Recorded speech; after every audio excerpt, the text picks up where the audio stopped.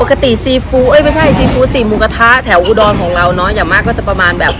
159 บาทเนี่ยจะได้กินแค่เป็นหมูกระทะแล้วก็มีหมูแค่ไม่กี่อย่างนะคะแต่อันเนี้ยเราว่ากินร้านนี้เนี่ยร้านหลงรักบุฟเฟ่ทะเลเผาเนี่ยเพิ่มอีก20 บาททุกคนค่ะ179 บาทได้กินซีฟู้ดแบบนี้เลยกุ้งสดๆแบบนี้หอยหวานสดๆแบบนี้นะคะคุ้มเกินคุ้มค่ะทุกคนและทีนี้เราพูดถึงเรื่องซีฟู้ดคุ้มแล้วเรามาดูว่าน้ำจิ้มเด็ดหรือเปล่านี่เป็นน้ำจิ้มพริกเขียว